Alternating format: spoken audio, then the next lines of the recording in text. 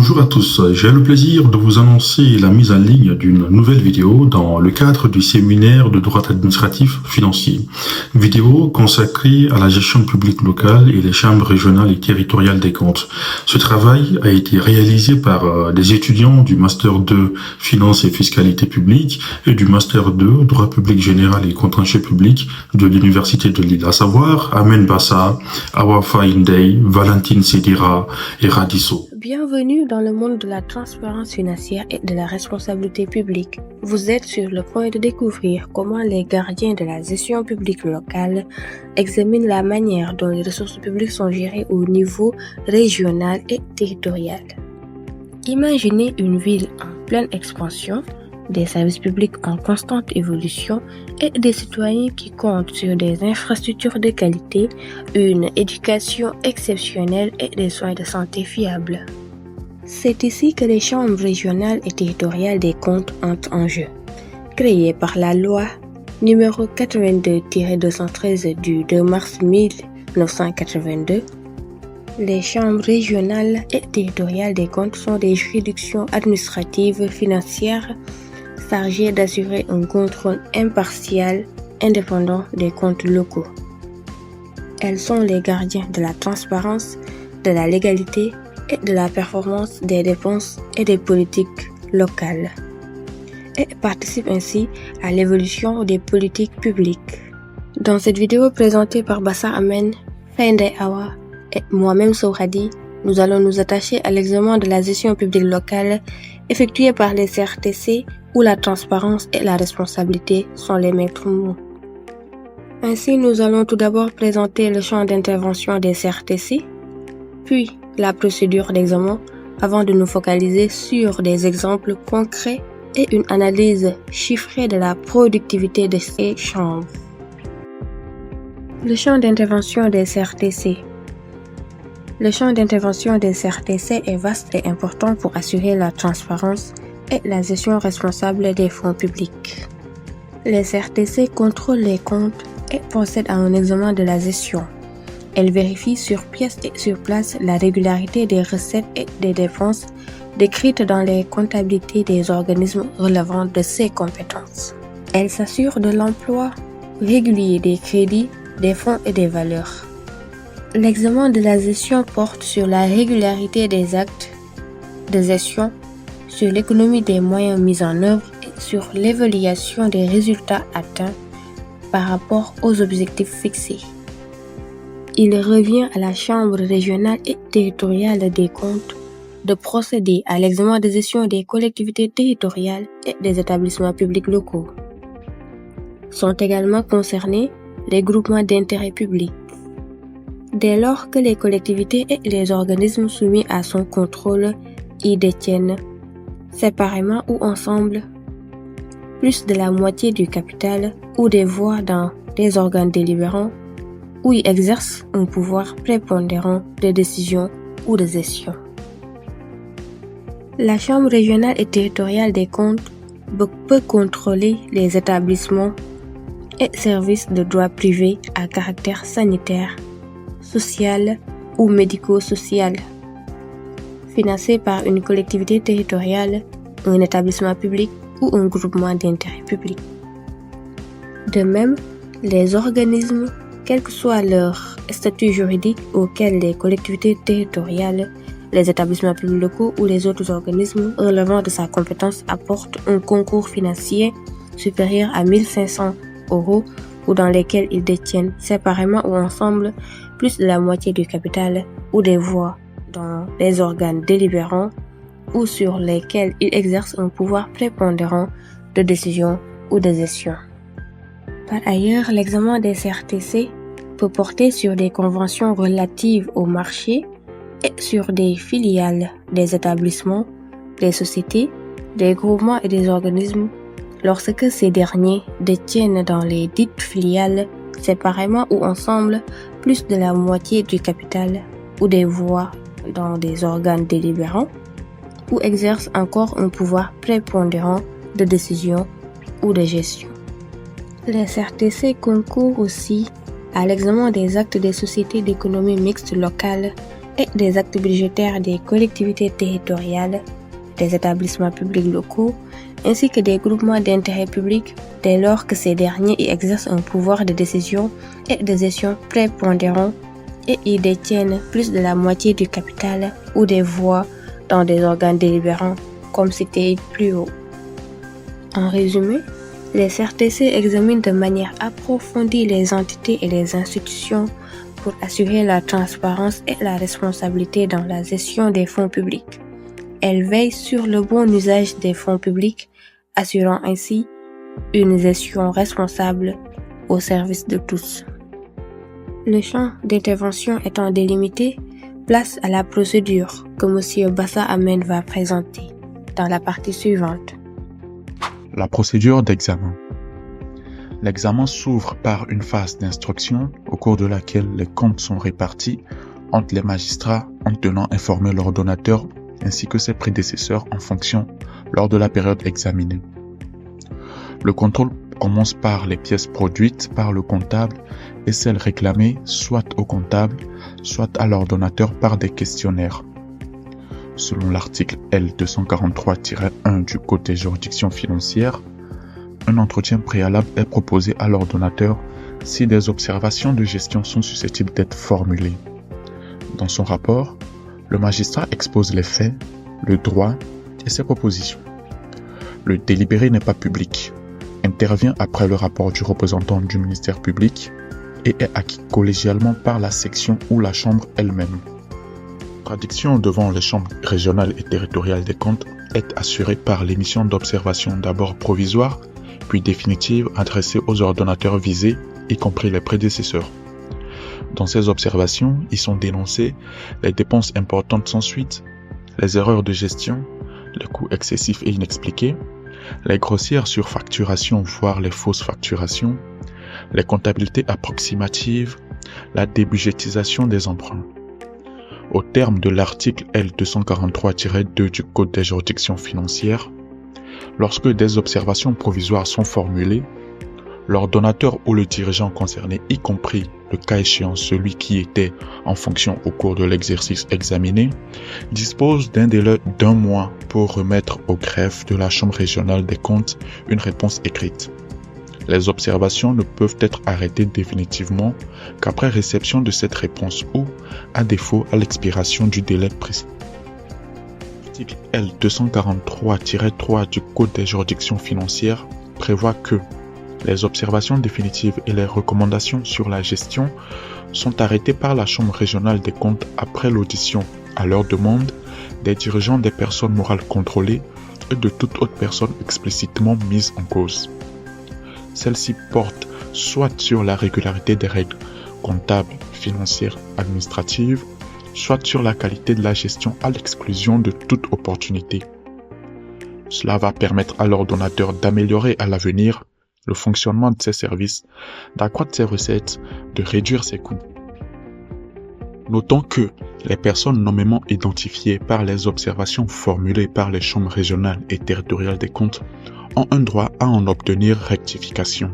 Ainsi, dans sa décision du 29 avril 1997, commune de Fos-sur-Mer, le tribunal administratif de Marseille estime que le refus de rectifier une lettre d'observation définitive, aujourd'hui remplacée par rapport d'observation définitive, présente ainsi le caractère d'un acte administratif susceptible en tant que tel de recours pour excès de pouvoir. Ce droit à rectification a bénéficié d'un fondement juridique avec la loi du 21 décembre 2001 relative aux chambres régionales des comptes, invitant ces dernières à statuer sur toute demande de rectification d'observation définitive sur la gestion qui peut leur être présentée par les dirigeants des personnes morales contrôlées ou toute autre personne nominativement ou explicitement mise en cause. Ensuite, il a été consacré par le Conseil d'État dans un avis du 15 juillet 2004 Chabert, soulignant que si une chambre régionale des comptes refuse de faire droit à une demande de rectification ou si elle ne donne que partiellement satisfaction à cette demande, le juge administratif peut en être saisi et celui-ci sera chargé de contrôler la régularité de la procédure suivie, l'exactitude des faits et le bon usage du pouvoir de rectification. Les observations doivent être communiquées à leur donateur selon l'article L243-4 du Code des juridictions financières et depuis la loi du 15 janvier 1990 aux assemblées délibérantes dès leur plus proche réunion. Afin d'éviter les résistances des exécutifs locaux, elles font l'objet, avec la loi du 29 janvier 1993, d'une inscription à l'ordre du jour et jointe à la convocation adressée à chacun des membres de l'Assemblée délibérante, donnant lieu à un débat selon l'article L243-6 du Code des juridictions financières. Le tribunal administratif de Strasbourg, dans sa décision du 25 avril 1994, Ant contre commune de Fegersheim, estime qu'à partir du moment où les observations ont été transmises ou auraient dû l'être à l'Assemblée délibérante concernée, elles perdent leur caractère confidentiel. Ces rapports portent sur diverses thématiques telles que la gestion des ressources humaines, la passation des marchés publics, la situation de la trésorerie, le niveau d'endettement et sont soumis à un suivi. Ainsi, à la lecture des rapports émis par les chambres régionales et territoriales des comptes, on peut déceler des parties dénommées le suivi des recommandations prévues par la loi NOTRe. La loi numéro 2015-991 portant nouvelle organisation territoriale de la République du 7 août 2015, plus connue sous son acronyme loi NOTRe, dans son article 107 oblige, un an après la transmission du rapport d'observation définitive, les exécutifs à présenter devant leur assemblée délibérante un rapport faisant état des actions entreprises à la suite de l'intervention de la Chambre.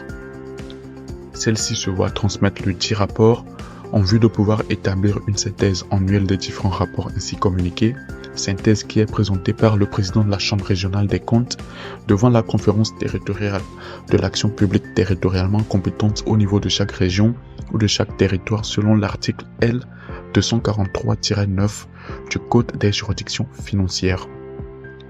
Celle-ci peut débattre et rendre des avis en application de l'article L 1111-9-1 du Code général des collectivités territoriales. Aussi, la loi numéro 2022-217 relative à la différenciation, la décentralisation, la déconcentration et portant diverses mesures de simplification de l'action publique locale, connue sous son acronyme loi 3DS, du 21 février 2022, vient étendre ces mêmes principes au contrôle de la gestion des entreprises publiques locales en organisant un suivi identique des rapports d'observation définitive tels que prévus aux articles L243-8-1 et L243-9-1 du Code des juridictions financières. Plus concrètement, le maire ou le président de la collectivité territoriale ou de l'établissement public et de coopération intercommunale à fiscalité propre a l'obligation, dans le délai d'1 an suivant la communication à son assemblée délibérante du rapport d'observation définitive de la Chambre régionale et territoriale des comptes, de présenter à cette assemblée un rapport sur les actions qu'il a entreprises à la suite des observations de la Chambre. Les actions mentionnées dans ce rapport peuvent donc être attachées directement aux observations formulées, mais le plus souvent, elles se situent dans la suite d'une recommandation complétant l'observation. Cette recommandation a pour objet d'indiquer l'action attendue au regard de l'observation formulée, mais elle évite d'entrer dans le détail de la solution à apporter pour y satisfaire, afin de ne pas tomber dans une forme d'immixtion dans la gestion de la collectivité ou de l'établissement. À réception des rapports de suite sur les observations et les recommandations, il appartient au président de la Chambre régionale et territoriale des comptes de faire une synthèse annuelle de l'ensemble des rapports qui lui ont été communiqués dans son ressort territorial.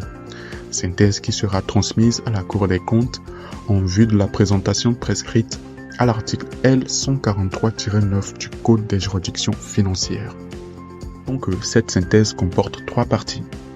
On dispose a priori d'une partie situant le champ couvert par la synthèse par rapport au périmètre d'intervention de la Chambre et par rapport à l'ensemble des contrôles réalisés dans l'année considérée. Partie où sont également précisées les conditions dans lesquelles les collectivités territoriales ont satisfait à leur obligation de compte rendu sur les suites apportées au contrôle. Subséquemment, une partie où sont présentées les suites données aux recommandations de la Chambre, en précisant le classement des recommandations par nature et par domaine de gestion, leur degré de mise en œuvre, complète ou incomplète, ainsi que celles qui n'ont pas été mises en œuvre ou dont la mise en œuvre a été refusée, et in fine, une partie présentant les suites données aux observations qui n'ont pas été accompagnées d'une recommandation. Les observations des chambres régionales et territoriales des comptes alimentent le rapport public annuel de la Cour des comptes par le fait que celle-ci peut décider de les y insérer.